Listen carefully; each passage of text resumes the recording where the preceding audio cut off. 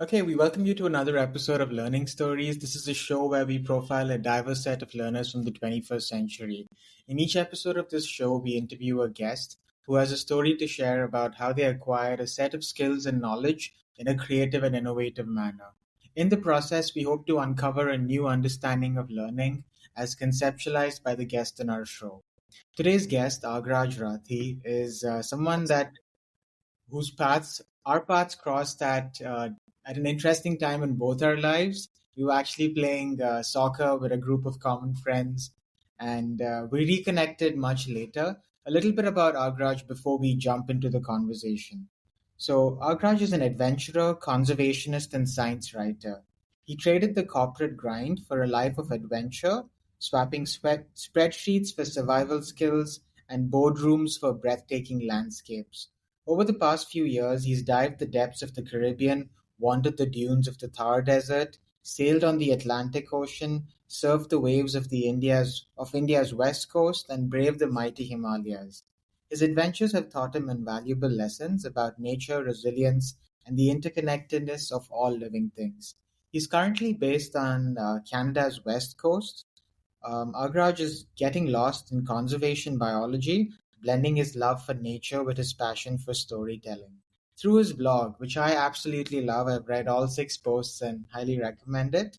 It's called The Pathfinder's Diary. He shares stories of self discovery, environmental insights, and the scientific wonders of our planet, inspiring others to embrace their wild side and reconnect with the natural world. So after that awesome bio, Agraj, let's get back to the roots. I'm just curious, where did you grow up, and what was Agraj like as a young boy, and what were some of your interests outside school? Yeah, so I like to say I'm from Bangalore, which is where I stayed the longest amount of time. But really, I grew up as a software engineer when the IT boom in India was picking up, and he got a lot of projects traveling around. So I was born in Indore. I moved to Hyderabad, Mumbai, Bangalore, um, lived in Jaipur. So a whole lot of places. Even spent a year in England, and finally moved back to Bangalore, where I spent my years growing up. And uh, I would say that and the Western Ghats, which are right by where I live, and Kerala, were the places where I feel the most connected to, and that's how I grew up. So, yeah, just as per my interest as a kid, I loved uh, just being out in the nature. My family would take a lot of trips down south. We'd go through all the jungles and national reserves and forests, and I just couldn't wait to get back. So, a bit about me in a nutshell. That's awesome, Agraj. Like I know in your blog you mentioned that your parents also had a real passion for travel, and when you were young, you got to visit a lot of different places, and you moved around quite a bit too. So, could you tell me about some of these trips and some stories from these trips when you were younger? Yeah, definitely. So, I think one that really comes to mind is this one time we just drove down to Kerala and we went to this place called Silent Valley. And just driving down, this was the first time um, for me that I remember things. And what I saw was a whole herd of elephants just crossing the path. And that sight was something so shocking to me. It was something that I'd never seen before. And never actually thought I would end up seeing. And so every time we made these trips, I would see all kinds of different animals. Obviously, we see a lot of different trees and um, even bugs. So, I saw fireflies, I saw dolphins, I've seen a leopard run by me. So all of these things growing up, they just got me so excited to explore, and especially is the thrill of the unknown. Like you don't know what's coming next, you don't know what's around here. So I just loved that experience. My parents, they love traveling to our ancestries from Rajasthan, the desert, and I like to think that's where I get my nomadic roots from. So I think that's kind of what the whole like wanderer thing.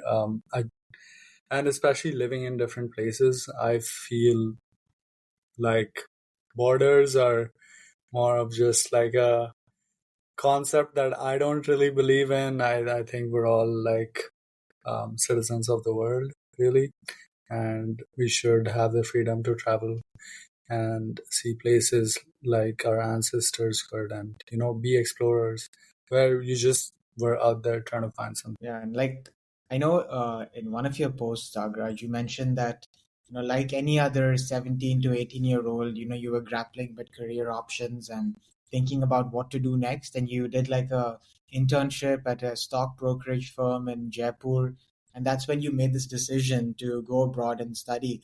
A lot of young Indians are doing that today. They're considering options outside India. So I'm curious about your experience as an international student in Canada. What were some things you learned on that journey, and how did it open up your perspective on the world? Yeah, definitely. I think just want to preface this by saying that being an international student was like the biggest lesson of my life, and I'm sure you can relate.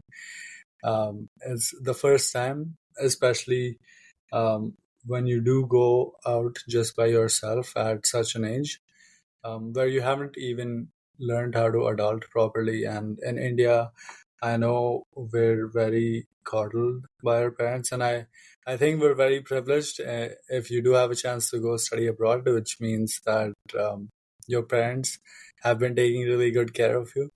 So when you actually do go abroad, it's a big shift because now the onus is on you to take care of yourself. And so just from that experience, you find out, hey, am I just replicating what habits I learned from my parents?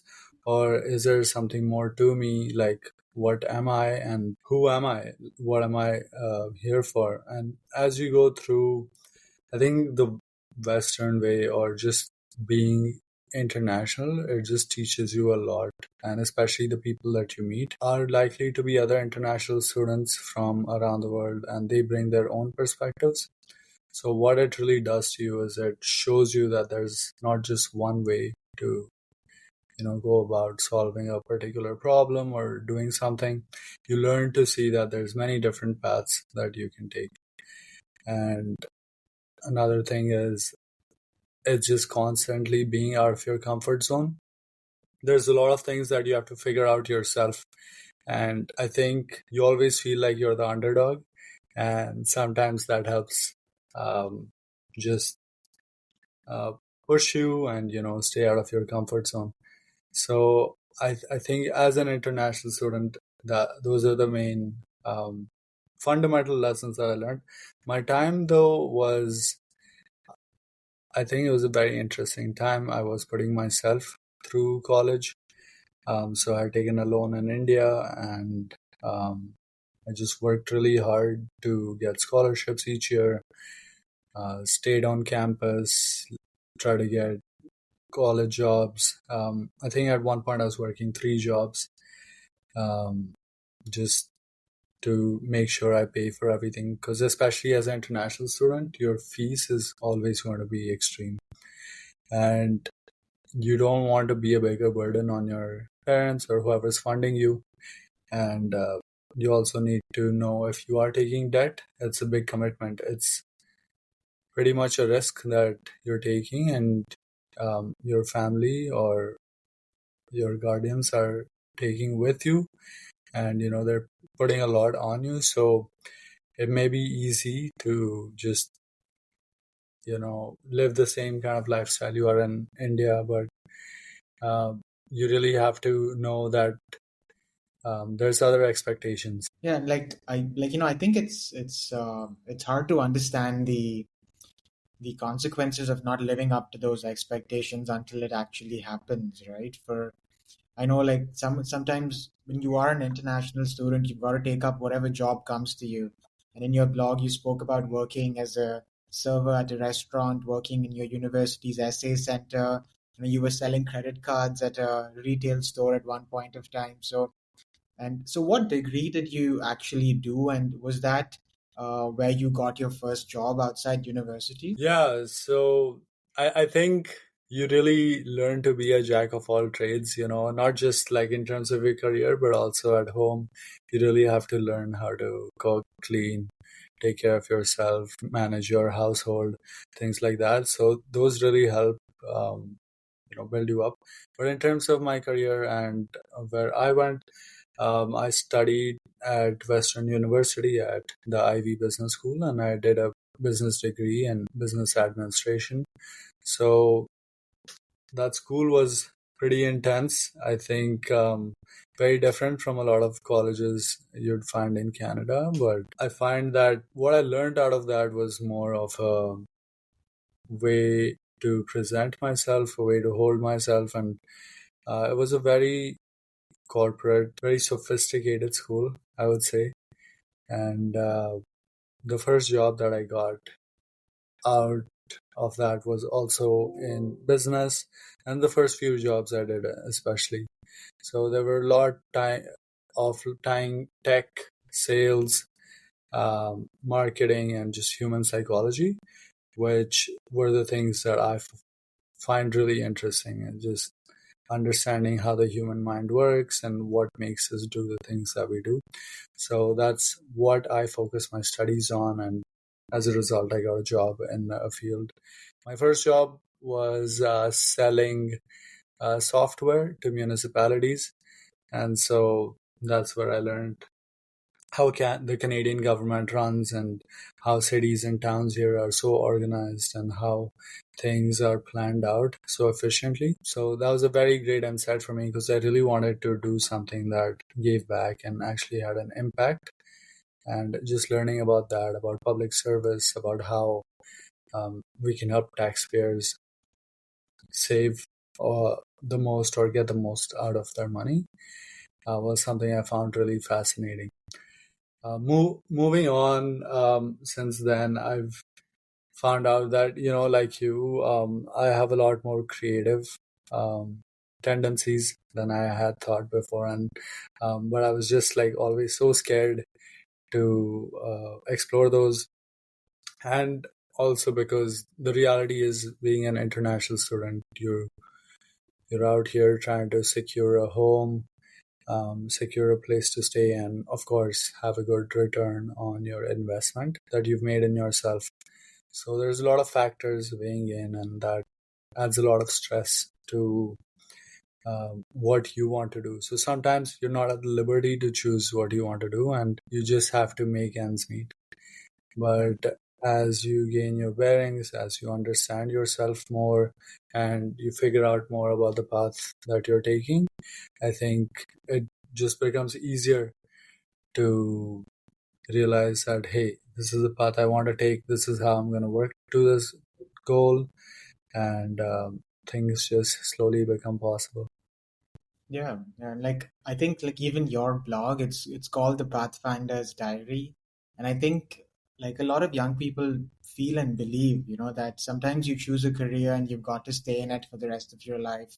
And looking at your story, I realized that you can go through so many different challenges, whether it's transitioning from an international student to a resident, like figuring out how you can repay your college debt, but you were still brave enough to make that transition when you thought it was right for you, right? So after doing graduating from one of Canada's best business schools, working in the corporate world for 3 to 4 years, you made this transition to take up a course in the on the western coast of Canada, where you are studying conservation and trying to understand the environment better.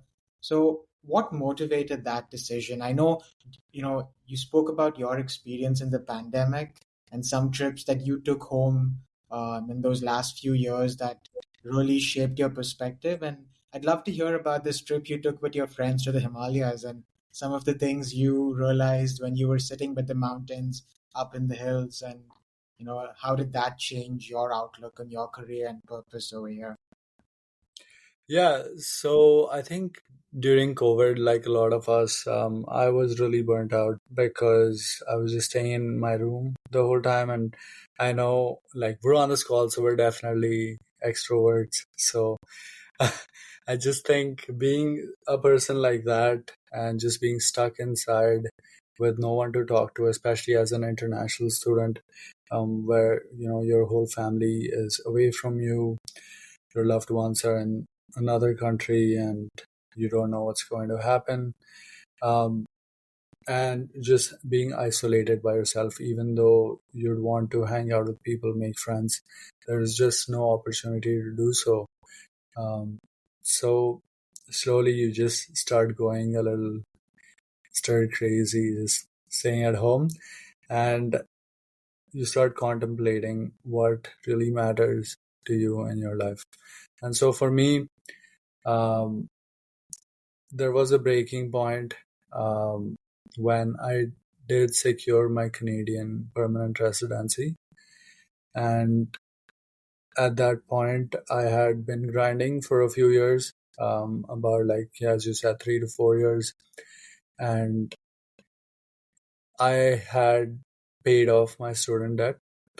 And so I finally felt like the shackles were off.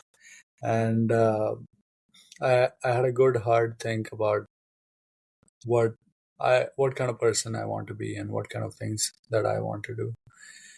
And so I decided, um, I had learned a lot at my job, but I just decided that this was time for me to get a change, because I was getting really comfortable in that position, and I realized that it wasn't challenging as much, and there has to be a higher calling that I have.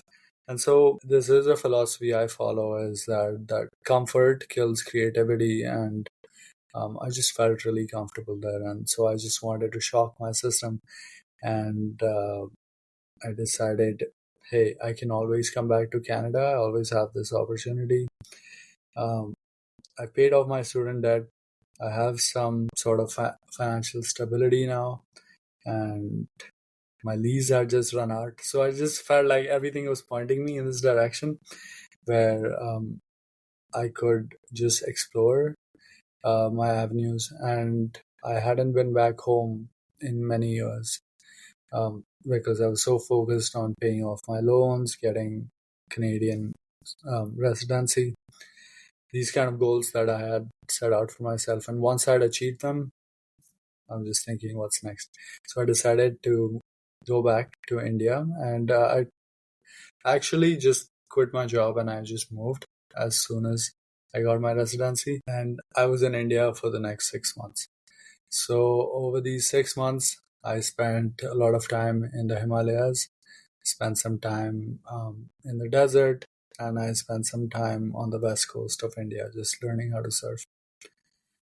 Some of these were solo trips, some of these were with my family, and some of these were with childhood friends. And so a lot of these things, they really make you think about who you were growing up, because you see a lot of things that remind you of the past, but also when you're by yourself, it's who you can be. And so my time in the Himalayas, I spent about a month just traveling. I think I summited 3 mountains, and I did a portion of this trip with my childhood friends. And we had come a long way from who we were. We all started out studying accounts, like we all wanted to be chartered accountants, and through that, somehow, none of us actually became chartered accountants, but we still made um, we're still pretty far in our fields where we decided to go. And again, it just reinforces that fact that you don't just choose one thing. Nothing is set in stone. And this is what I learned about the Himalayas as well, is every is it's so fluid. There's landslides, there's rockfall, there's all kinds of natural phenomena taking on, but nature doesn't rush. It just takes its time, and everything still turns out perfectly fine. Um, Life always finds a way.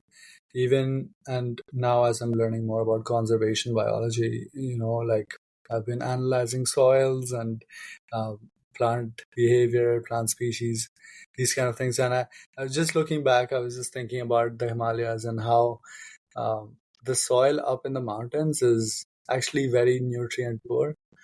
but somehow there's still like trees and grass, and it's just lush and it's growing. Like somehow life just finds a way. There's over 15,000 species just in the Himalayas. It's crazy, and it's just fascinating to me to see that.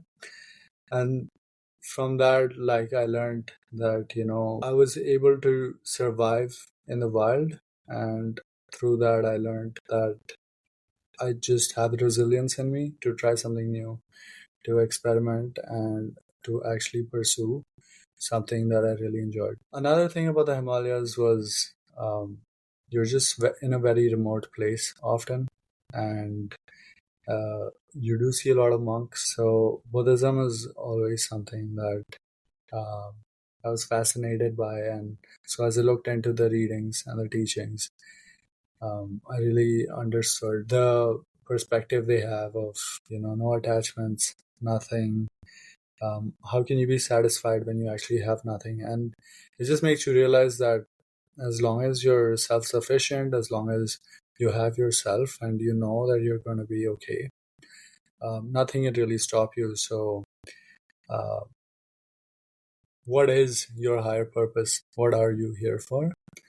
Uh, Try to work towards that, and on the journey, you'll learn. Yeah, and like the course that you're doing now, Agraj, like what for someone that's interested in conservation and is based in that part of the world, like what are some of the things you learn in this course, and what kind of jobs can you pursue, or like how can you make a career out of conservation and your passion for the environment in general?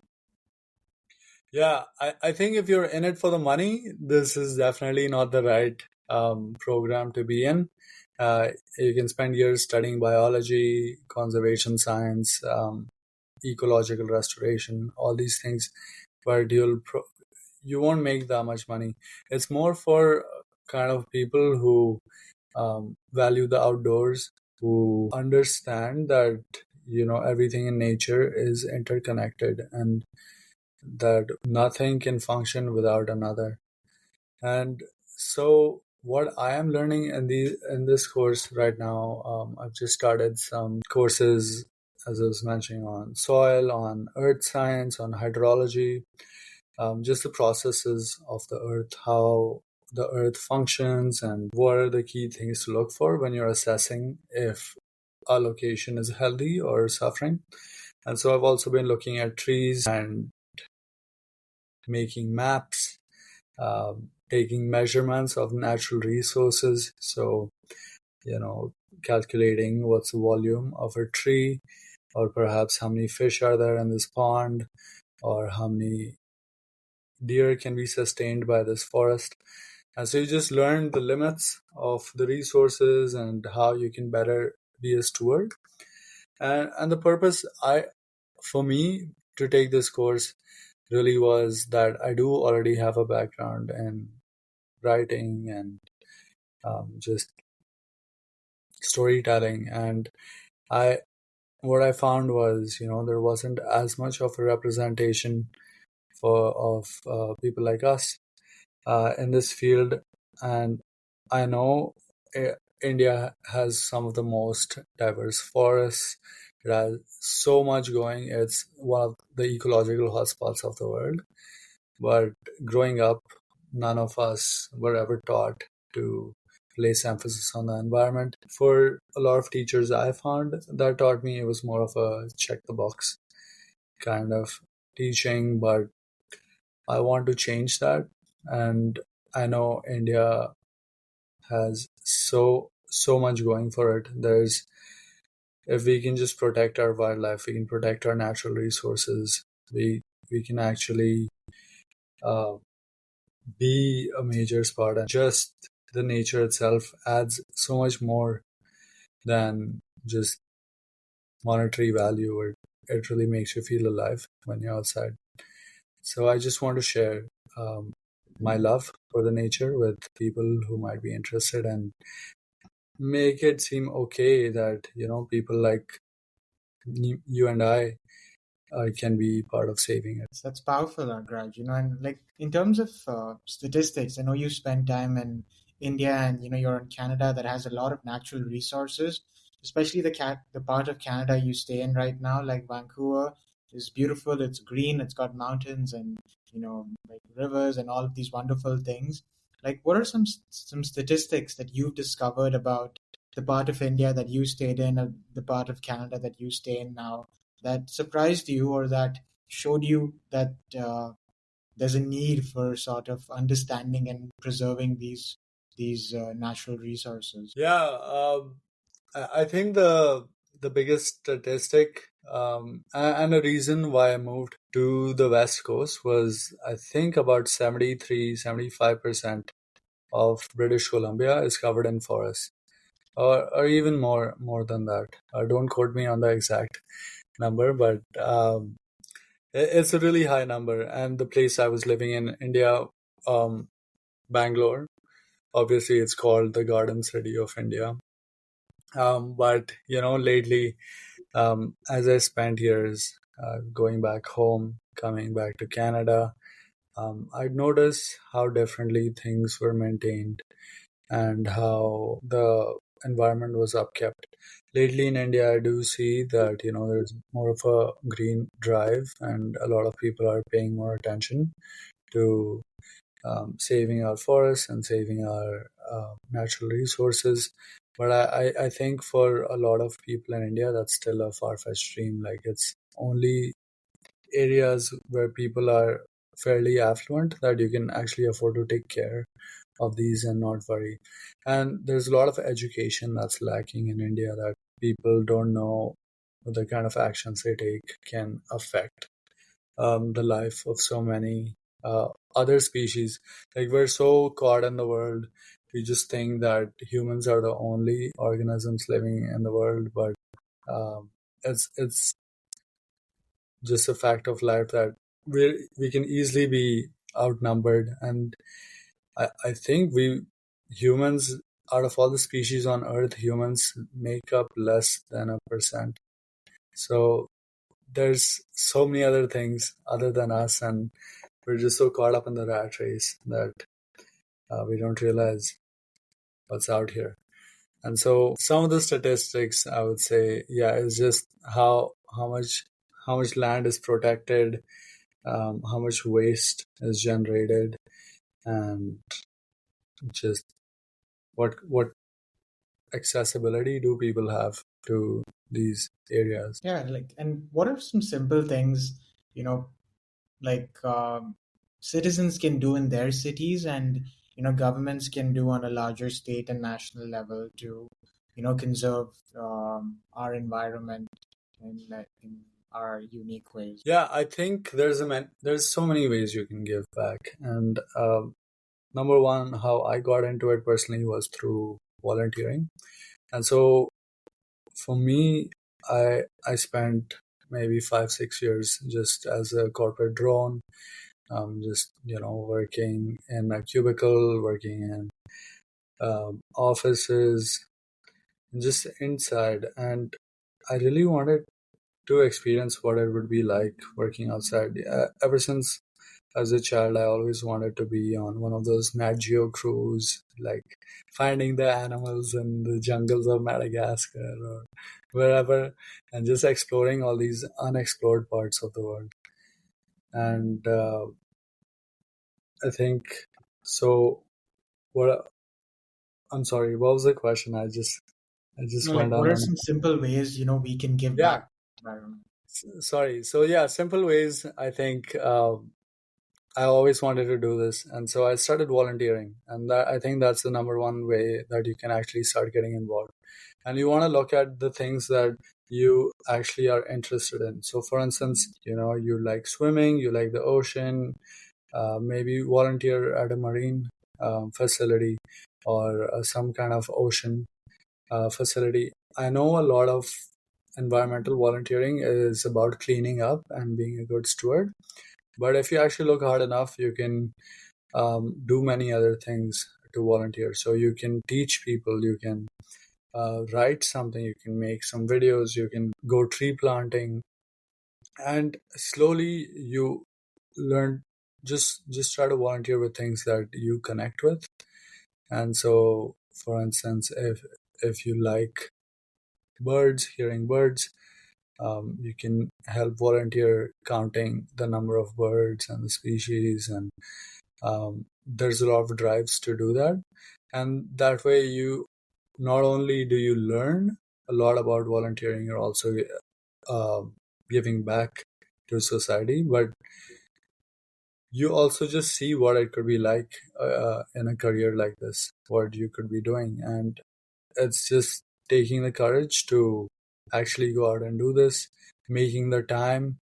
um, you really have to think that this is a priority for you, or at least it's something in your life that you do want to explore.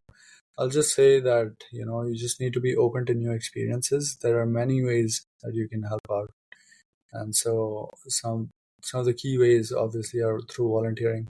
And I would say for governments and educators, I think just a more hands-on approach um, would definitely show people how to appreciate nature more. So it's whether going on field trips with more of environmental focus, but really helping students get exposure to the beauty of nature and what can come to you if you take good care of it. And so it's just being gentle about that and teaching people. That's amazing, Agraj. For the final question, Agraj, I'm just curious. I know you're someone that is really curious about the world in general. So, is there like a TV show that you really enjoyed watching that piqued your interest in like the environment? And maybe you can tell me about a book that helped you learn a lot about conservation in general that you can recommend as well. Yeah, I think I can definitely tell you about some books and Yeah. maybe a couple of shows. I don't really watch a lot of TV. I prefer to just spend my time outside. But I do like to read when I'm outside. And um, I think the first book that I read was called Sapiens. And that was more about just humankind and our purpose in this society. That kind of makes you think, uh, what we're here for and what we're doing. From there, a few other books kind of shaped my thinking and my philosophy. I would say I really enjoyed reading The Alchemist by Paulo Coelho. Now, not specific to conservation itself, but it really like helped me understand that it is possible to do what you put your mind to. Um, and then what else? There's this book. It's called Vagabonding by Rolf Potts, and so that's a book that really changed my perspective. And um, a lot of what I learned about conservation was through travel. And so traveling to different places and different natural areas, I learned a lot. And not just a lot about locations and their biodiversity, but also a lot about myself. And you see that there's so much you can pick up from the nature, and there's so much it can teach you. There's another book called Biomimicry, and essentially it tells you about how we as humans or different animals have learned from other animals. There's this philosophy here in Canada by the indigenous people that stay here, and they think that humans are the little brothers of creation, and we're not exactly the apex species or the apex predators. It's actually um, the trees, the animals, the rocks, the wind, the water, the birds that have been here before us, so long before us, and what we can learn from them. So those were some of the good books. I would say Atomic Habits is another one that I really enjoyed, and that helps me like strive to becoming better every day. And I know I just do a little bit every day. I'll definitely work towards the goals that I have. And I think the very first book that I read was I just walked into a used bookshop and I saw this book on conservational biology, and I don't know why. I just picked it up and It was a textbook for some college released in the 1970s, but it was just so fascinating to read that, and that really sparked a conversation in my head about conservation. Amazing, Raj. I think this is just the start of your journey, and there's so many other stories that I know that you will experience and come to share in the time to come. What I thought was really fascinating about your journey was how you were able to transition from one career to another, but also, you know, continue seeking that purpose that defines you in the long run. And I think there's a lot for young people to learn from your journey. So yeah, thank you for sharing your story, and I hope we get to do this again in the near future. And I'm excited to, I hope you publish like more of your writing and thinking on the Pathfinder's Diary, because I think it's an amazing blog. I will be sharing Agraj's blog and LinkedIn profile in the show notes. So if you want to reach out, you're interested in his journey and some of the work he's doing, do follow him on Medium on that amazing blog. And Agraj, any last thoughts before we end the chat? Yeah, thank you so much, Abhishek.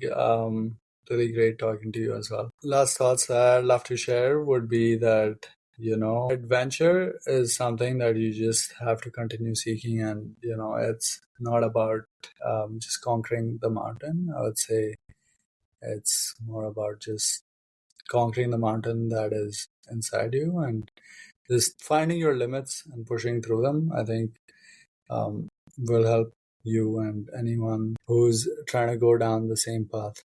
So I'll just say that, just keep pushing. You're capable of more than you can think.